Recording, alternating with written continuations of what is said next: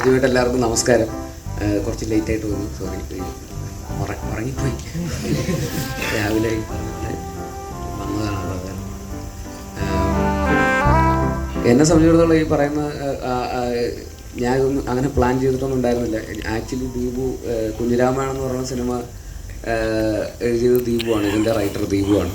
അപ്പോൾ കുഞ്ഞിരാമായണമൊക്കെ കഴിഞ്ഞ് ഗോദയുടെ പ്രീ പ്രൊഡക്ഷനൊക്കെ നടക്കുന്ന സമയം തൊട്ട് ദീപു ഗുരുവായൂരമ്പല നടയിലിൻ്റെ സിനിമയെക്കുറിച്ചും അന്ന് പല ആർട്ടിസ്റ്റ് കോമ്പിനേഷൻ അതിനെക്കുറിച്ചൊക്കെ സംസാരിക്കാറുണ്ടായിരുന്നു.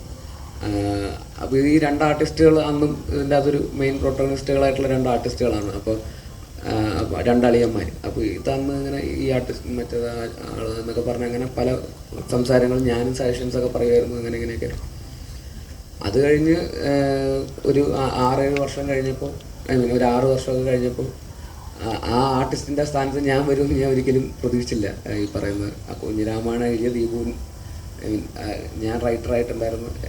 ഞാൻ സംവിധാനം ചെയ്ത പടത്തിൽ റൈറ്ററായിരുന്ന ഒരാളുടെ എഴുതിയ സിനിമയിൽ ഞാൻ അഭിനേതാവായിട്ട് വരുന്നത് ഒരിക്കലും പ്രതീക്ഷിച്ചൊരു കാര്യമല്ല.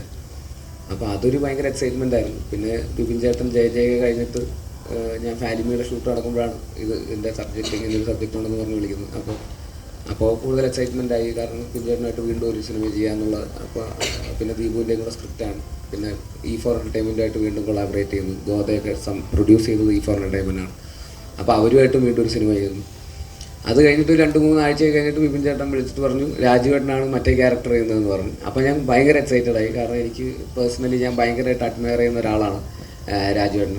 അദ്ദേഹത്തിൻ്റെ ഓൺ സ്ക്രീനും ഓഫ് സ്ക്രീനും ഒക്കെ ആയിട്ടും പല രീതിയിലുള്ള as an actor, as A director, as A producer, as A distributor ഇതെങ്ങനെ സാധിക്കുന്നു എന്നുള്ളതാണ് ഞാൻ ഇങ്ങനെ എപ്പോഴും അത് ഞാൻ ഇതിൻ്റെ സെറ്റിലൊക്കെ വരുമ്പോൾ ഞാൻ ഇങ്ങനെ ചോദിച്ച് മനസ്സിലാക്കാൻ ശ്രമിക്കാറുണ്ട്.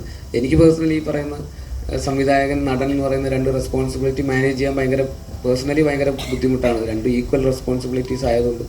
പക്ഷേ ഇതൊന്നും പോരാതെ കൺസിസ്റ്റൻ്റ് ആയിട്ട് കണ്ടിന്യൂസ്ലി ഇങ്ങനെ സക്സസ് ഡെലിവർ ചെയ്യുന്ന ഒരാളെന്നുള്ള രീതിയിൽ എനിക്ക് ഭയങ്കര റെസ്പെക്റ്റ് ഉണ്ട്. അപ്പോൾ അദ്ദേഹത്തിൻ്റെ കൂടെ ഒരു സിനിമയിൽ ഇങ്ങനൊരു പ്രൊട്ടഗണിസ്റ്റായിട്ട് ഉള്ളൊരു റോള്, അങ്ങനെ ഈക്വലി ഇമ്പോർട്ടൻ്റ് ആയിട്ടുള്ളൊരു റോള് ചെയ്യാൻ പറ്റുക എന്ന് പറയുന്നത് ഭയങ്കര അഭിമാനം തോന്നിയൊരു കാര്യം തന്നെയായിരുന്നു. അപ്പോൾ അതിന് ഒരുപാട് സന്തോഷം. ഇങ്ങനൊരു വേദിയിൽ അവസാനം എല്ലാവരും കൂടി ഇങ്ങനെ ഇരിക്കുന്നു, ഒരുമിച്ചിരിക്കുന്നു. 16-ാം തീയതി റിലീസാവുന്നു. എല്ലാവരും കണ്ടിട്ട് അഭിപ്രായങ്ങൾ അറിയിക്കുക. Thank you.